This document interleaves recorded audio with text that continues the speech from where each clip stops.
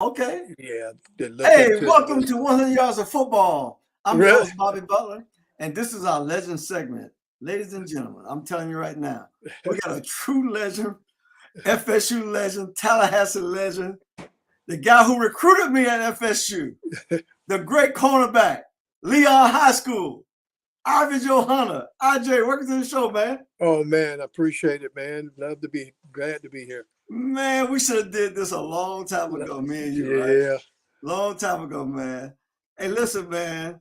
I know over the years, man, we've always expressed, how we feel about one another. But man, I never forget the first time I met you. It was the same day I met Coach Bowden for the first time, and I didn't get a chance to come on a recruiting trip at a football game, anything like that. Me and my parents drove to Tallahassee. I met with Coach Bowden. And after I met with Coach Bowden, they took me to your room. I met Joan the same day, right? Your beautiful wife. How many years? About 37. 37 years. Yeah. I met your beautiful wife, Joan, that day, right? And I'm going to tell you something, man. I don't know if I ever told you this before. That one day experience, I knew I was coming to Tallahassee. You knew you coming. I knew, but then I got a chance to meet your parents, your dad. Right, my dad, right? Yeah. And your dad, man, he reminded me so much of my kinfolk, man. So that one day I felt so at home and I felt at peace about Florida State. And I never got the pregame speech. I never heard Coach Bowden give a pregame speech. I never saw y'all play. I went to his office, me and my parents. I was introduced to you. My parents went to Quincy where my kinfolk live and hung out for the rest of that day. And you and I hung out that whole day, and it was a wrap, man.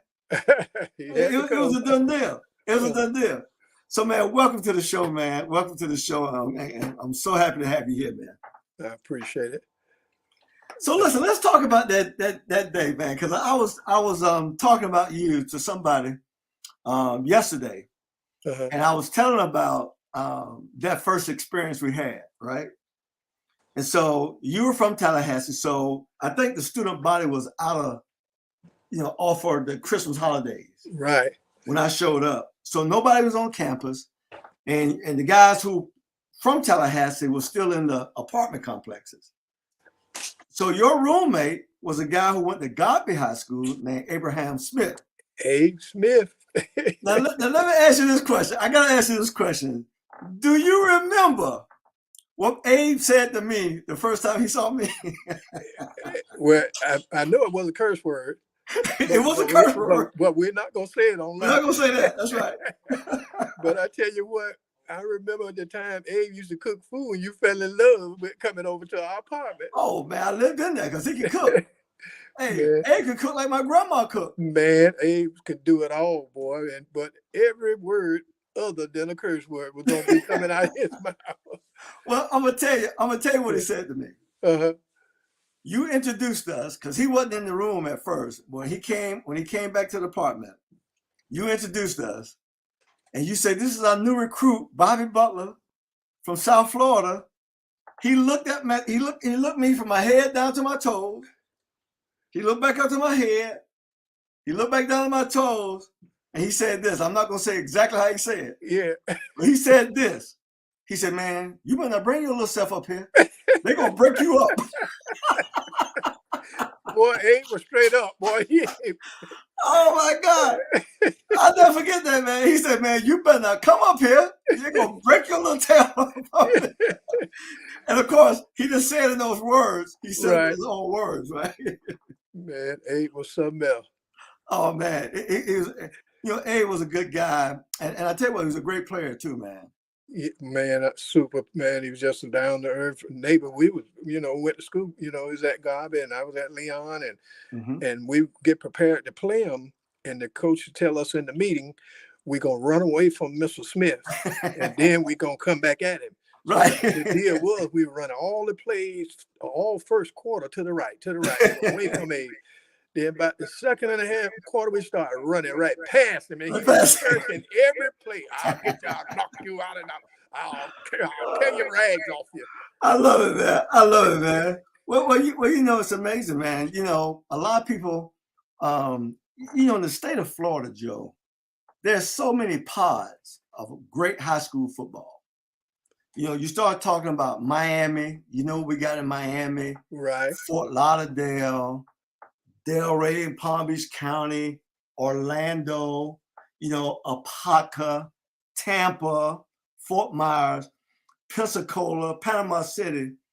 But a lot of people don't know how good the football is right there in Tallahassee.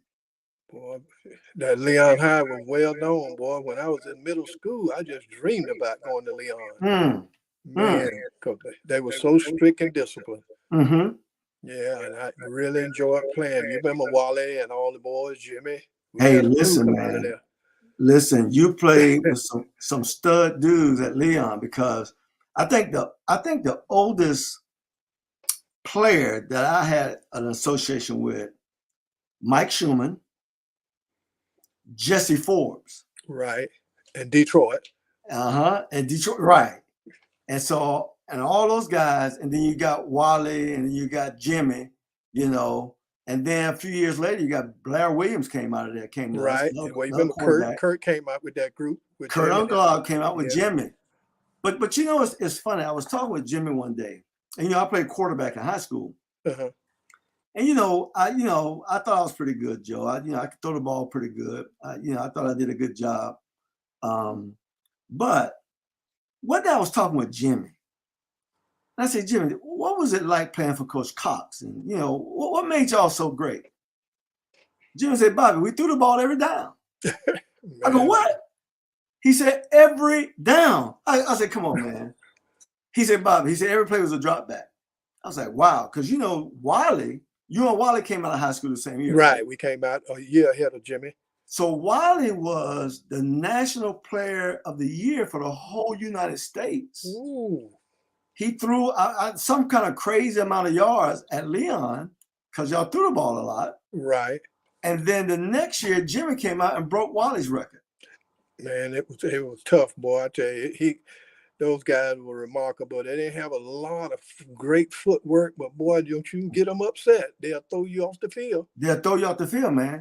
but what I realized going to Florida State, and you can attest to this because you were in high school with them, the defensive backs had to get great work because you had great receivers at Leon, you had great quarterbacks. So when you did 1-on-1 and 7-on-7, you couldn't get better work than that. Man, it was something else. I'm talking about it made us better. Mm-hmm. And when we got to Florida State, it was smooth transition because we just had to continue to work hard. Man, I tell you what, they made it happen. And even Unglaub was a good receiver. Man, a lot of speed. Man, a lot of people don't know this. They look at Kurt, right?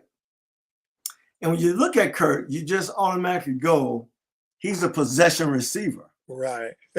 But what a lot of people don't know to this day, now I want everybody to listen to this video today. I want y'all to know that Kurt Unglaub, that possession receiver, still holds, I think now, the longest touchdown pass in FSU history.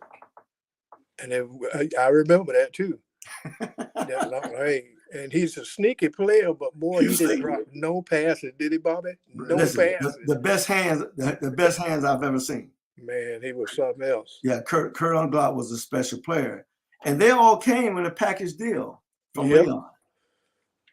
But I tell you one thing now, there was one that was older than Kurt. He was nasty. He was tough, and he was a player.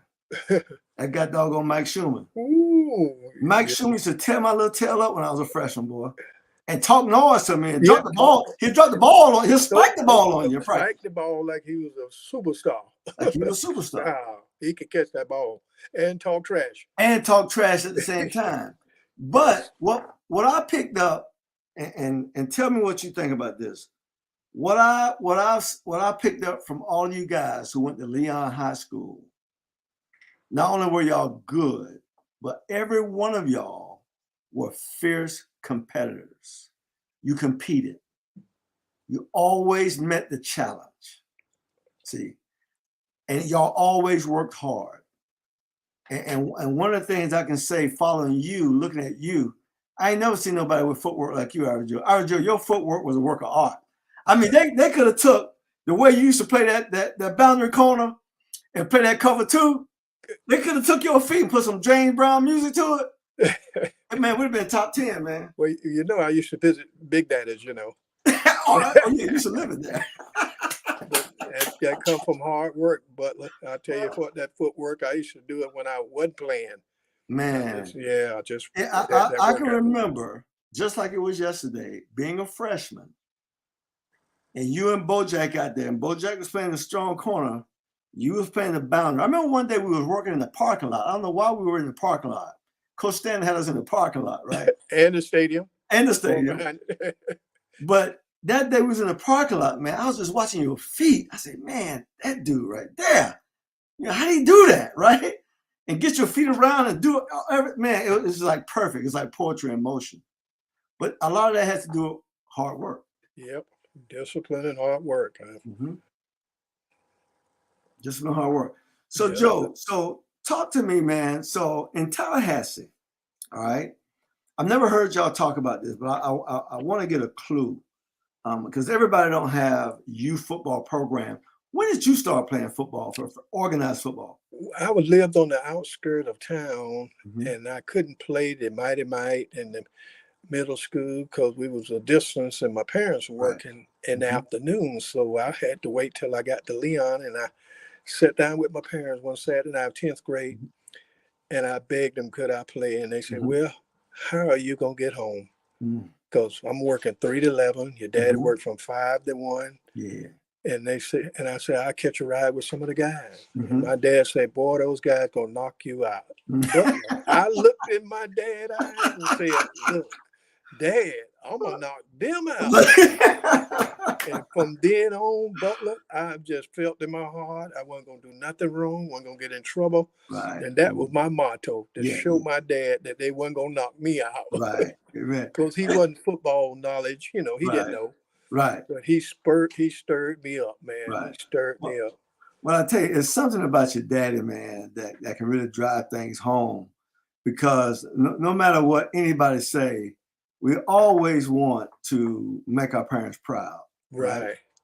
And, you know, I remember the day I said that I really want to play football. I was watching a game with my daddy. We was watching the Bears play after church one Sunday. And Gail Sayers was running that ball. And, you know, Gail Sayers was running that ball, right? Ooh, quick feet. And so I looked at my dad. I said, man, this is what I want to do. He said, what you want to do? I said, I want to be like Gail said. I want to play football, right? And I'll never forget it, man. I went to my room and wrote on a piece of paper, man. I was 9 years old, Joe. Wow. And I put down there, I am a pro football player. I was 9 years old, right? Wow. And then in Delray, where I come from, every street had a team. It was just football was everywhere in Delray. Wow. So I played on my street with my buddies my age. And I found out something young. I was faster than all of them, right? Wow. And then next thing you know, I'm playing with older kids who pushing me around, right? Now I can run now, but I wasn't physical enough for them, but I learned toughness playing with the older kids. Wow. And then my grandmother lived on the other side of town. So, you know, I was always over there, and then my cousins. So I ended up playing about 4 teams in the street. Wow. So street football was big in Delray. It was big, man. And so we even this day, they argue right now. Now all of us Social Security age, and they still arguing today what side of town had the best football team in my whole time. Man, it was something else. We had in my area, we see guys from town that come to church in the country, and then we all catch a ride with one of the guys in the neighborhood and go play South Side, East Side, and they all gonna meet at Leon High School. That's what they were thrilling. Everybody gonna go to Leon. Wow. And it just had that winning atmosphere, man. And I really, that 10th grade year, I played on the JV and got moved up to the varsity. And then I had a great year to leave to go to Georgia Tech. I dreamed of playing for Georgia Tech. Wow. But I said to myself, I wasn't going to leave my dad because he was worked in custodian at Florida State. So I wanted to go there, but follow him. Absolutely. And I did. Absolutely. Yes. But I tell you what, it's the best thing, man. I mean, I'm so glad you stayed, right? Yeah. Because, man, and I tell you, it was you know, the Bible talks about, you know, all of us are born and raised and live in such a time as this, right? Right. It was our hour, Wow. right? It was our hour. And, when when God brought Coach Bowden to Tallahassee, he started putting things together, from his coaching staff to the kind of players man, and the rest is history. And that man, I'm still learning from him. Man, We put him else. to rest, was it last year, almost a year and a half ago now. Right. Yeah. We laid him to rest, but I'm still, my thoughts, thinking about him and some of the things that that he would do with us. And, it was really life-changing. He was a guy, for me, I couldn't put my finger on it the day I met him. Right. I just knew I fell in love with the guy the first time I met him. Man, I tell you what, here's what I want to say. Mm-hmm. When my senior year, they let the seniors check bed check. Mm-hmm. And at the bed check, we had grouped up the seniors that when we finished, we were going to go out for a little while because it's during the spring and we had no game. Right. So that next practice, they had a note on my locker to see Coach Bowden. I said, what Coach Bowden want? So I'm the spokesman now. I goes in Coach Bowden's office. I said, yes, sir, Coach. How you do? He said, your DBs look good. You're doing a great job, Ivory Joe, but you're the spokesman for the team. And y'all bed check. But y'all went out last night. How was Big Daddy's? He did like this, Bobby. I said, Coach. He said, no, y'all checked and y'all went out to Big Daddy's and they just gave me a phone call, but I'll break even with y'all next week. Right. No problem. But the thing is, Bobby, he called me by myself, not Wally, not the other guy. And he said, Hunter, was y'all doing like this here? Man, I about fell out. I tell you what, man, he was a great man in so many ways, man. And I tell you, man, the last time I heard him speak, he was up here the year before he passed, and he's speaking at an FCA event. And we got all the guys who live in Atlanta. Alfonso Carricker was there. Some of the younger guys, right? Wow, who played at FSU. They came over, and then we had about 4 or 5 guys who played for him at West Virginia. Wow, Danny Buggs, Jeff Merrill, Tom Pridmo, Tom Pridmo and Merrill played with me at the Falcons, right? Right. Wow. And so they came, and Coach Bowden just started to talk. He was talking, and he kept telling everybody in that room. He said, "Now, if you don't know Jesus," he said, "y'all need to get saved before y'all leave here tonight." Wow, he was and strong. Then he shared a testimony about Jeff Merrill. Now think about it. Now this man is 90 years old. And he remember getting the opportunity to minister to Jeff in his office after Jeff was drunk and tore up the dorm. He got mad with some girl and tore up the dorm. Wow. And they sent him to Coach Bowden's office, and Coach Bowden ministered to him. See, this is what people don't see behind the scenes, right? He ministered the love of Jesus to him. And he told Jeff, he said, Jeff, he said, you give your life to the Lord, it's going to go in your favor. Your life is going to change. It's going to be for the better for you. And it wasn't long after that, Jeff gave his life to the Lord. Right? Wow, man. I tell you what, Bobby, it was something else. Well, think about it. Joe, when I think about that, man has led more young men to the Lord than any preacher that I know personally. Boy, he had the spirit in him, boy. Think about that now. Yeah. He had a whistle around his neck, coaching football, but being a man of God, helping young people. Right. And here's the other thing I love about him too. He had a motto. And when he was recruiting players, he would say this to mamas and daddies. He said, if Bobby come up here, or if Ivory Joe come up here, I'm going to take care of him just like he's my own son. Mm-hmm. And you knew the way he would tell you, you knew you can trust what he said. Right. Oh, man. So and a lot of people used to get upset with him when we had a troublemaker on the team and he couldn't just get it right, always in the stuff. But Coach Bowden kept giving him a chance, another opportunity. Get another opportunity. He never turned his back on a kid. You know, and you know, looking at that, thinking about that, you know, he really lived his life right before us. Right, he sure did. Matter of fact, I retired my 30 years at the penitentiary. He sent Coach Gladden and my high school coach to my retirement. Wow. Man, and oh man, it was just beautiful to see, you know. Oh man, no doubt, man. Yes, Coach no Gladden. doubt, though. No Yes, doubt. No doubt. But yeah. man, I tell you, well, we had a lot of fun. I know as a freshman coming in, it was your junior year. When I was a freshman, you were a junior. And we had a heavy senior defense. Right. Aaron Carter playing middle linebacker. Ooh. Now, hey, did you know that AC is still, to this day, the all-time leading tackler in FSU history? What? That joker boy, they call him. Marvin Jones didn't pass his record. Wow. I mean, all them great linebackers, Derrick Brooks, none of those guys, he's still to this day the all-time leading tackler in FSU history. He was a great player, boy. Man, what a leader!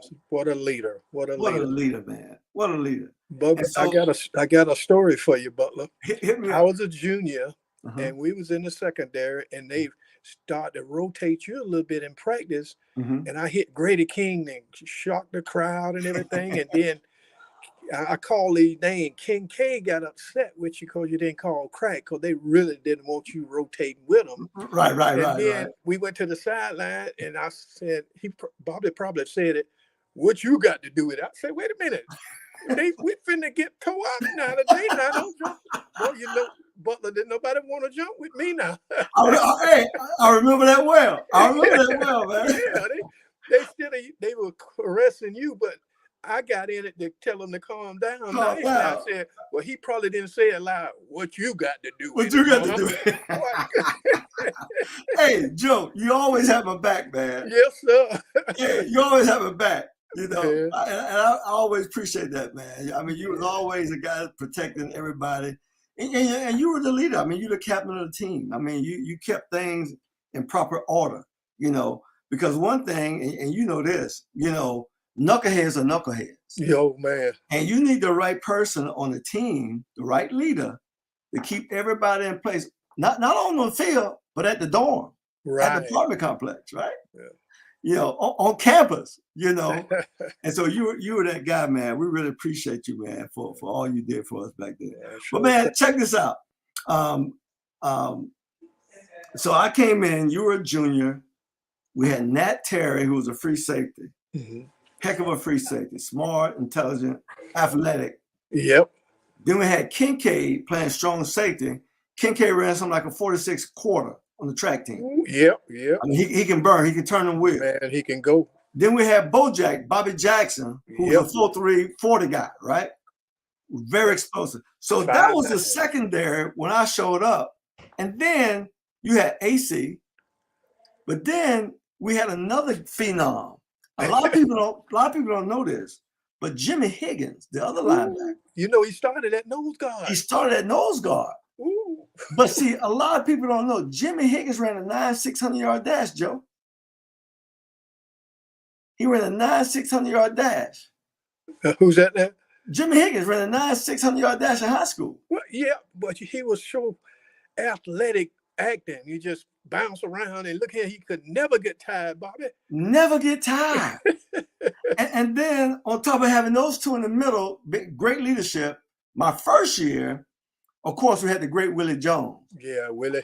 Man, Willie was special. Oh, Man, I remember we played Kansas State, I think the second game my freshman year.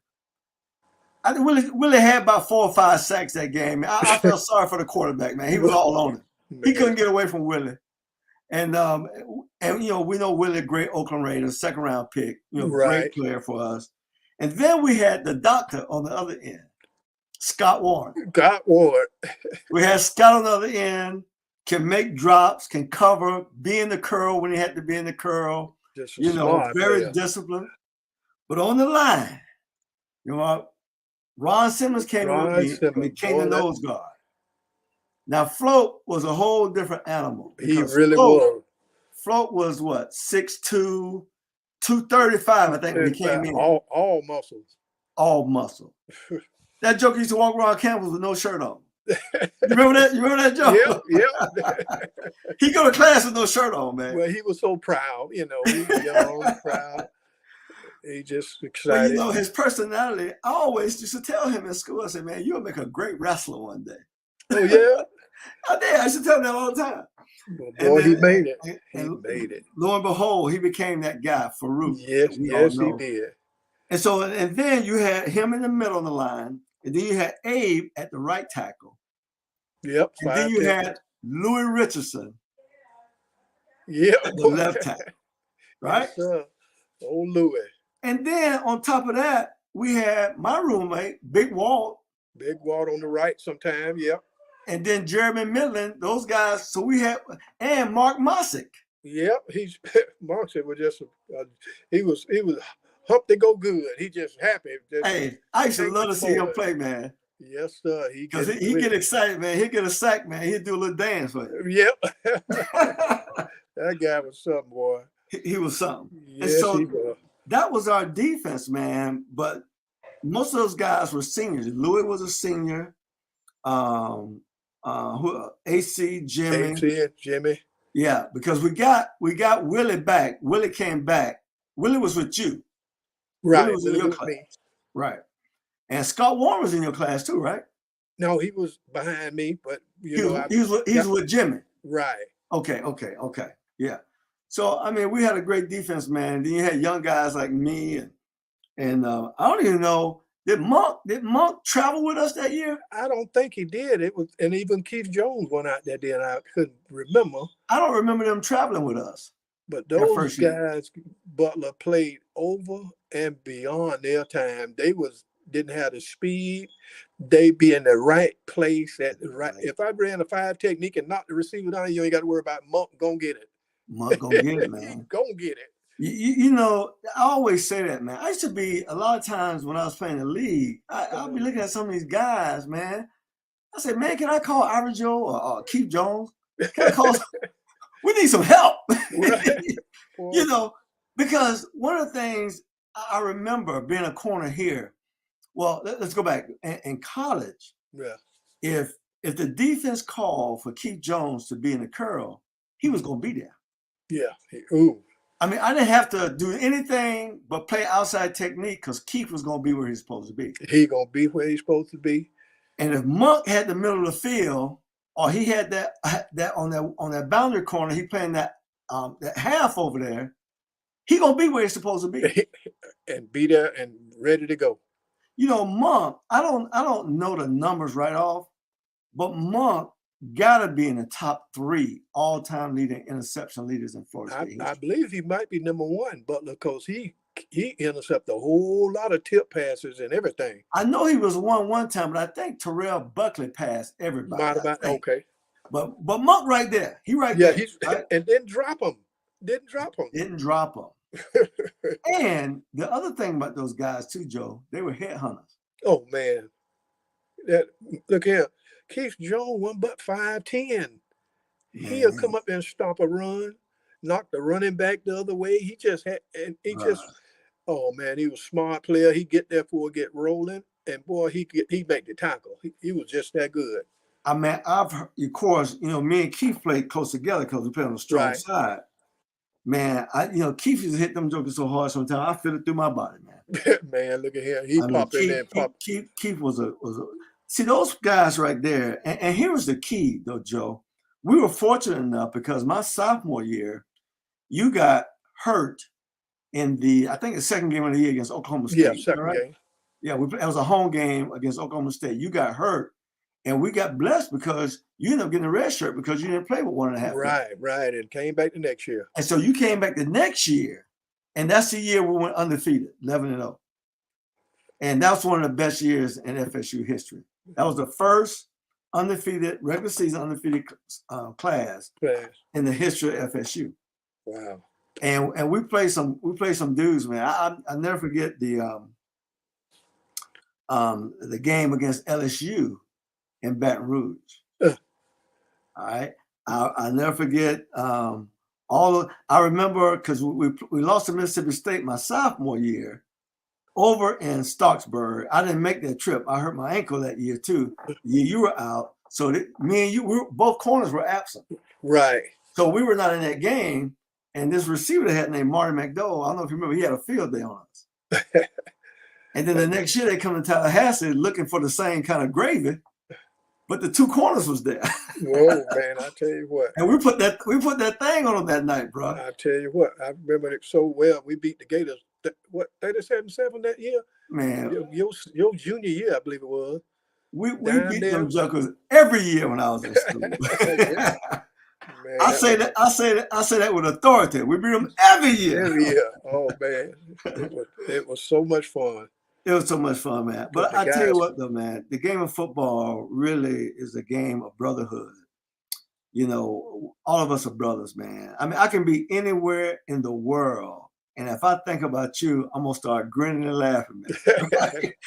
And because, you know, it makes your heart fun to think about your brothers, man. Right. Especially the fun we had together, the things that we go through during the rough times. Because see, what a lot of people don't understand in life, you have to suffer. And see, we did a lot of suffering on that football field under Coach Stanton, pushing us. But we were all together. We were all in it together. And when you fell down, I pick you up. When I fall down, you pick me up. You were all, see, one thing about you, Joe, you was not only just a leader, but you were a great encourager. Yeah. And so you always, anybody get their head down, you know how to pick them up, bring them back, right?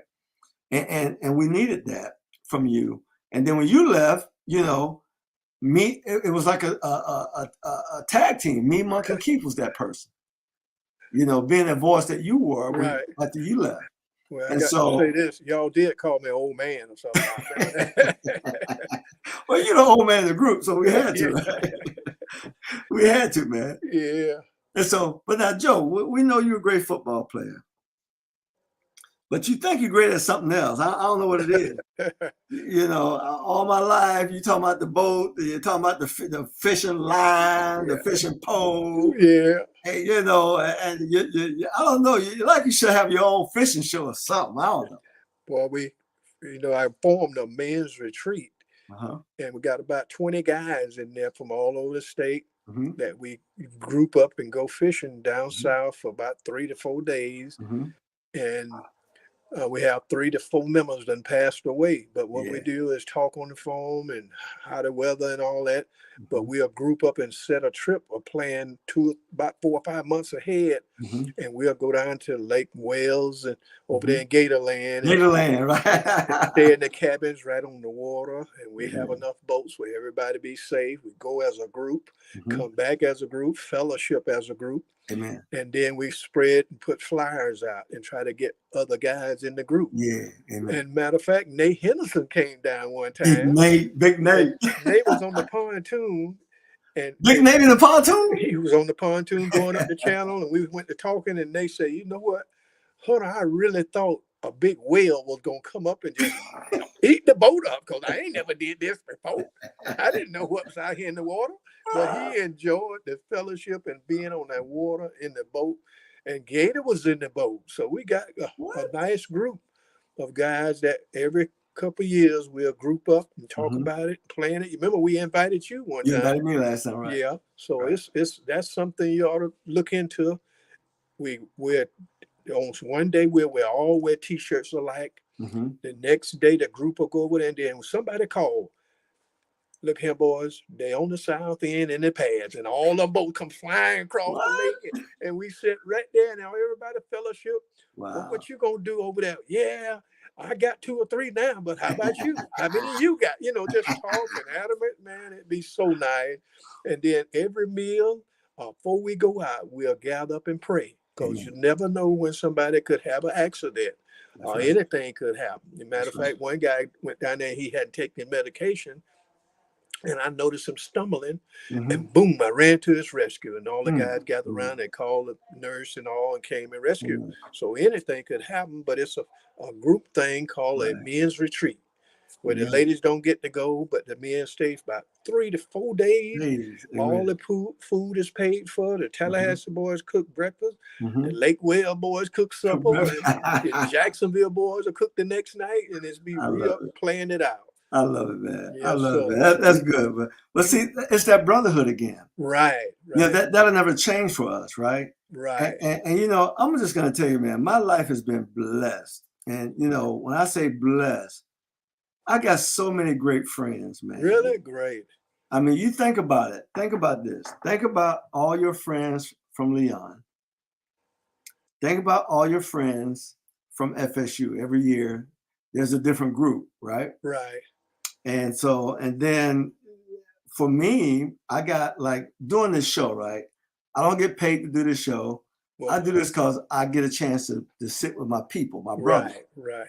and get a chance to talk about the old times and you know talk about kind of expound on our relationship.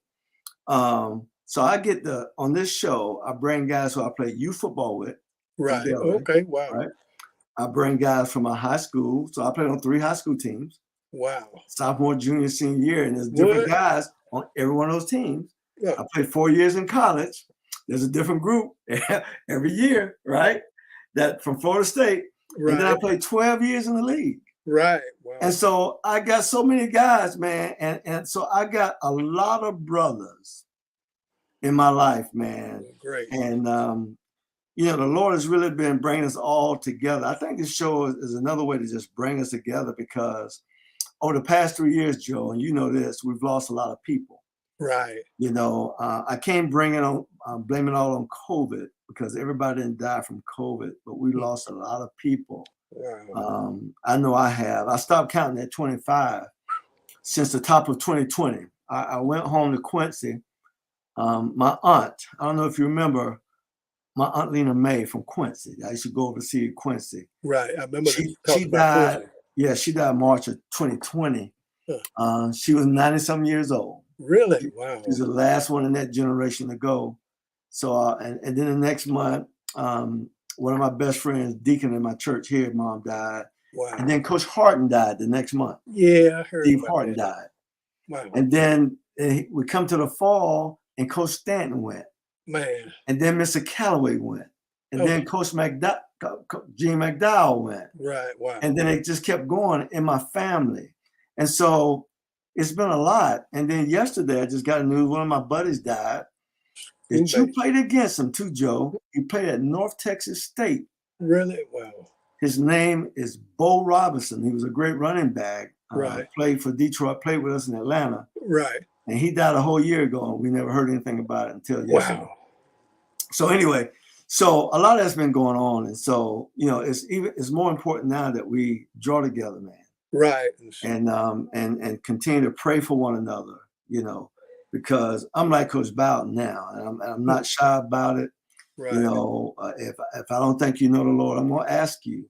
Right. Do you have a relationship with the Lord? Yes, Lord. And if not, let's get it right because we need to get it right on this side of Jordan before we get on the other side of Jordan. And you know, and so we gotta make sure that we commit. Because one thing I remember before I surrendered my heart to the Lord, you know, I grew up in the church. My family, my father's a pastor, y'all know that. And so I was at church every time the church door was open. I had responsibility in the church, but I didn't have a personal relationship with it. Right. You just going. I came to Tallahassee, you know, played, and I never got in trouble, but you know, I wasn't saved. You know, I was still living my life, right? And I went to Atlanta, and on my way, every step of my way, I had people sharing the gospel with me, or putting their arms around me and talking about the Lord. And, you know, tell me I'm praying for, you know, things like that. Right. And then you never connect the dots. And so I came to Atlanta, and you know, Steve Barkowski, a great quarterback, his locker was right behind mine. And God set all this up, man, because what a cornerback. What my locker doing next to the quarterback, right? And so Steve would put his arm around me every day, Joe. He said, What? man, Bobby, Jesus loves you, man. He And said, so that would get me. And then I came to the place where, you know, my life for me was not joyful. right. You know, we were Something was losing every missing. week. We were losing every week, and it wasn't fun. It wasn't like college. It wasn't like high school. It Right. wasn't fun. And, you know, and I started doing things I hadn't been doing. But those guys in the locker room loving on me like that. The guy I was just telling about who just passed, Bo Robinson, was one of those Right. guys who was witnessing to me, man. And then I surrendered my heart to the Lord right there in Atlanta, right here. And then I heard the Lord. I can't tell you it was the audible voice, but I heard him speak to me one day in the locker room after I got saved. And he said this to me. He said, Bobby, I didn't create you to win Super Bowls. I didn't create you to be a Pro Bowler.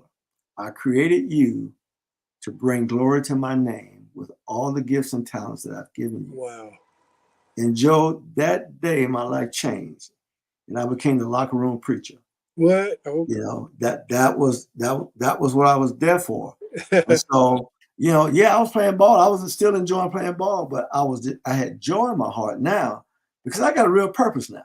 You know, I got a real purpose, and then the rest is history. And up to this day, you know, I'm an assistant pastor at my church. Oh, really? Okay. Yeah.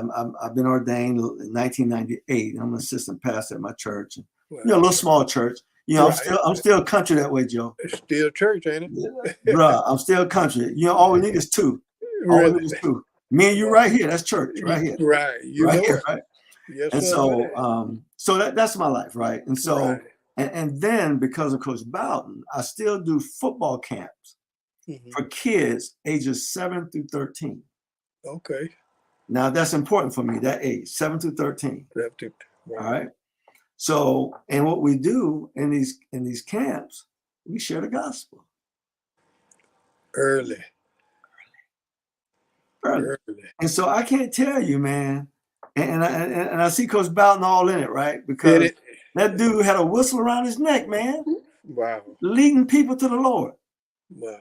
You know, Mark Rick, man, I was talking with Mark Rick one day, and Mark Rick crying tears, talking about that day when Lopez, the offensive tackle, got killed up there in Montgomery Gym. Remember that? Years ago. Yeah. It was at Florida State. At a dance or something. And you know, he's All-American and everything. First round pick. And he died. And Mark said he went to Coach Bowden's office. He said that day Coach Bowden led him to the Lord. Wow. That's what it's all about. Using the gifts and talent that God gives us for his glory. Me and Joan, we do foster care with little kids here and there. Amen. And it's been a remarkable thing because you have to understand where they're coming from. Mom in jail, dad in drugs and stuff. And we keep them 6 months to a year. And then somebody in their family will get them. But they pray over the meal. We do take them everywhere. And then that be consequence. We never holler or loud suggestion. We just calmly tell them what to do and different things. And we've got foster parent of the year. So I'm a behavior specialist from the prison system. From the prison, right. Yeah. And I was a social worker, an officer, drill sergeant. And all that reflects of how they cope with it, not having parents and stuff. So we've been pretty good with it. And I tell you who's real good, I want you to call him eventually, is James, my brother. He was a law enforcer in Naples. I didn't know he was in law. Yeah, he was a law enforcer in Naples, but now he's in California. And he was trying to hook up with Prime to come out and speak to the players and talk to them about life, the cross and everything. And they'll see this nice looking guy, bodybuilder and all. Yeah, and so later on I'll give you his number. Just call him and listen to him. Let him say a few words to you. But he's good. He's really good. Amen. And Prime got it going on. I really admire what's happening. But what shocked me was how could Jackson State say negative about the man? Let him go and venture out. I'm gonna tell you, there's more to it. Really? Yeah, because you and I are gonna talk. We'll talk about that off the air, but no problem. There's a lot of things that they didn't do right, and so he had to go. He really had to go on. I mean, he really had to go on. Yeah, the best thing. And and it's tough. You know, we've seen some things in Atlanta with some of the HBCUs, and we just got to do what's right. We got to manage money right. We got to do what we say we're going to do. We got to honor contracts. I'm just glad he didn't say a lot of negative things. Just go out as a winner and go on.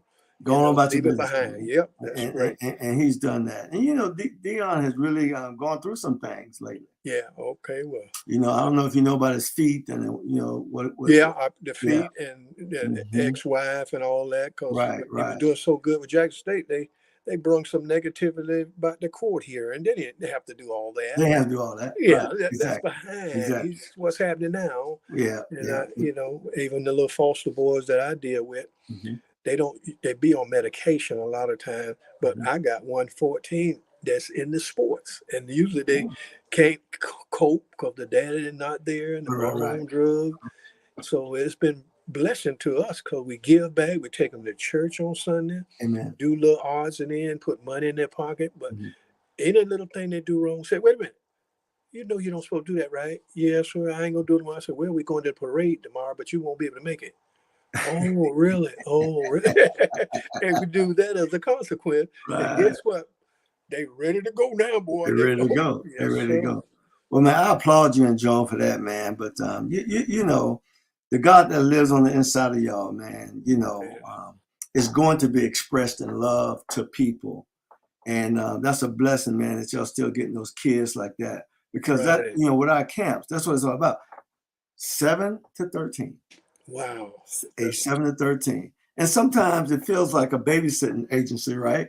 Right. Because when parents bring their 7-year-old, Joe, see, some of our parents will drop their kids off with a 5-year-old brother or a 6-year-old sister, right? And they're not old enough, but we have to love on them too when we get them. Right. And so, and we have trained since me and Buddy Curry is one of my former teammates. Right.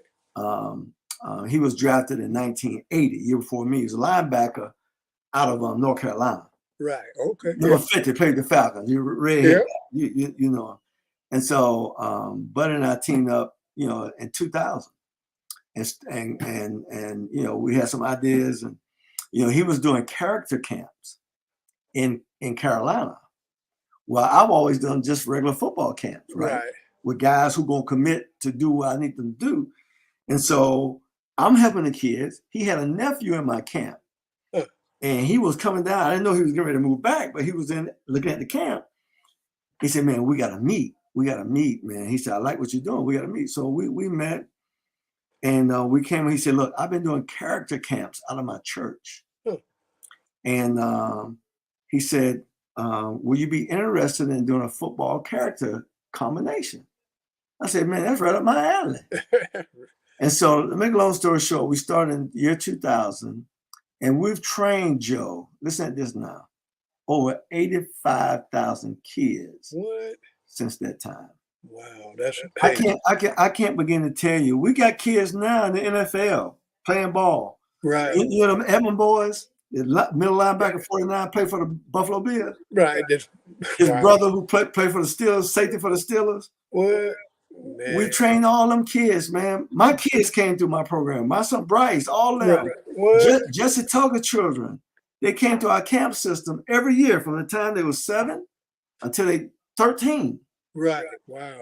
And so what we do, because what we do, our camps is about, we have a partnership with other ex-NFL ball players. Right. Y'all gather up. Who are saved and have great character. Right. Wow.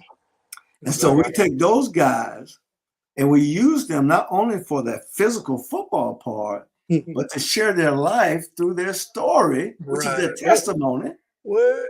Bruh, let me tell you something, man. I'm so thankful. And we're still doing that. Right. That's why I couldn't make the fishing trip. Right. Because June, July, and August, I'm pretty much gone. Right. Okay. And we're not just in Atlanta. We're all over the United States. We go as far as Bozeman, Montana for the football camp. Wow. We go to Montana every year. Wow.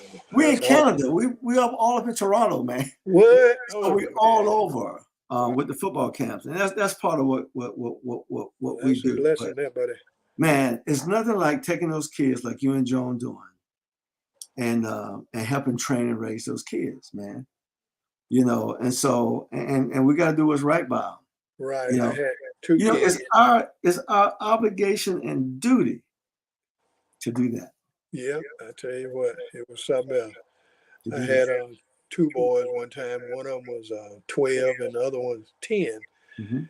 And one of them got in trouble on the bus. One of them was at school, and the girls was talking to him, and the other little young boy come up and he hit the boy and he got suspended. Uh-huh. So the two boys, I said, boys, y'all know we don't go like this. Mm-hmm. He said, well, coach, we ain't gonna do it no more. I said, okay, well, Mm-hmm. y'all go in the room a little bit. Mm-hmm. So I got on the phone and called the company and told them I was going to do a reverse psychology where I invite another group of boys, foster Uh-huh. care, to send them to my house. Uh-huh. So they all came out there and was running around playing football. Uh-huh. Then I blew the whistle and all 10 or 15 come up and say, Coach, what's going on? I Uh-huh. said, boys, would y'all like to go to an FSU game? Really? Let's go. Everybody walking through my house. Right. And my two boys came up and one of them stopped and said, Coach, are we gonna be able to go? I Uh-huh. said, no, you remember you act out in school, remember? And he act out on the bus. Y'all won't be able to make this trip, but hopefully y'all get it together and you get a chance to go next time. I love it, man. I Man, love it, man. and an hour later, Joan called me and said the boys about to lay an egg. They couldn't believe it. These boys done played with them, built it up, and they're not gonna be able to go. So I love it, man. that kind of consequence, Right. and that Right. hurts them. The boys make AB on the road. Yes, Amen. sir. So it Amen. was very Right. rewarding. That's powerful right there. That's Man, I tell powerful you. right there, man. And on You know, Sundays, we help us have them in through. church too. Amen. Yes, sir. But Joe, think about it. Think about your life, right? Yeah. You lost your father. I mean, you were a young adult, but you lost your father at a young age, right? And mother.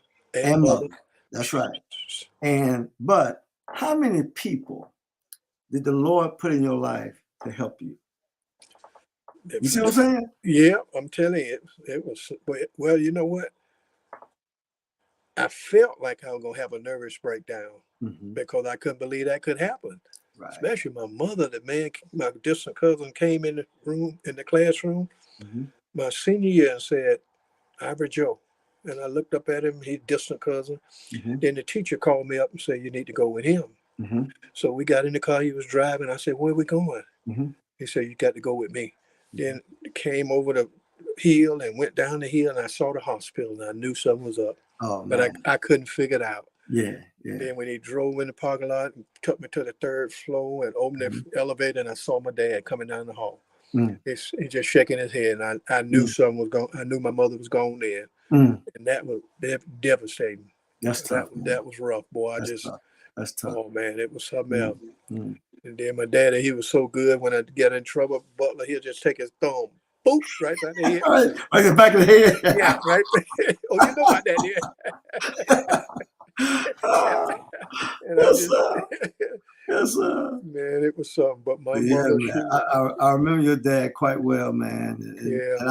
And here's the most amazing thing about your dad with me. I met your dad one time on the recruiting trip. Right. And when I came back, he was gone. Yeah, man. When I came to school, he was gone. Yep. You know, and that was what? Less than a year's time. Yep. It was something. And you know what? That Saturday, he called me at 12 o'clock and said, boy, I got him. I said, what are you talking about, Dad? I caught 5 speckled perch. I caught 5 bass, got all the variety. Right. And that was a great catch. And then he get killed that night. And that it was the same day? Wow. The same night. Man. He got killed 12 o'clock that night. My grandfather come knocking on the door, and Abe was in there in the big water bed. And Abe said, hey, man, your granddad out here. I said, what? My granddad here? Not this time of night. Not this time of night. Yeah, and I go to the door. I said, granddad, what's going on? He said, get your stuff. Your dad was in an accident. He didn't make it. Man, I got in the car and drove across town, and he didn't say a word to me. Just went we went in the house, and both of my brothers, one laying on the sofa, one sitting in the chair, not saying a word. They couldn't believe it. So that was that. I just had to do good. Just represent him. You did, man. And I got the privilege to watch you raise your brothers and how you were with your brothers, man. You know that was amazing all in itself. You know how the Lord stood you up through that, man. Oh man, And you were strong in that, man. I mean, your brothers was almost like your sons in a way. Yep. The way you handled them, but y'all was close in age, right? Yep. Yep. And so that was powerful. And that right there, man, it ministers to other people, whether you know it or not, how they see you handle adversity in your life and difficult moments in your life, because we're all gonna face them. Right. Right. We all gonna face them some kind of way, you know. Yeah. And you know, when you read the scriptures, when you read Paul, the man who wrote more books in the New Testament than anybody, Wow. and you know everything he went through, he said, "I'm a bond servant to the Lord," you know. But you know, it was almost like Joe. He was, it was like a badge of honor to suffer, right? You know, to get through, and it was. Right. You know, because he was looking for his reward. Because, you know, even them in the very beginning, they was looking for the Lord to come back during their time. Wow. But they had their eyes focused on heaven, bro. You know, and that's something we got to get better at. Because, you know, we still got our head down here. We got to start looking to the hill, right, where our help comes from. Man, when you and I be on this one, we'll be preaching on this show, man. Yeah. Listen, man, I want bless you, man. Hug John for us. Yeah, Cheryl, say hey to Ivory Joe. Say it with your mouth. Hey, Ivory Joe. Hey. Yeah. So Ivory Joe and me and Cheryl just celebrated 41 years of marriage this past year. 41 right? years. Boy. 41 years. Yeah. And so when we came to Tallahassee, we came together almost, might I well say, right? Wow. Yeah. And so thank God for a good woman, right? Yes, man. I'm telling you, when they found a good woman, we done found something, buddy. Amen. Amen. Well, listen, ladies and gentlemen, that's our show for tonight. If you like the show, comment it, share it with your friends. I'm your host, Bobby Butler, 100 Yards of Football, your legend segment with the great FSU legend, Mr. Ivory Joe Hunter. Thanks again, Joe, for coming. All right. Thank you, man. Appreciate it. Peace. All right, bro. God bless you.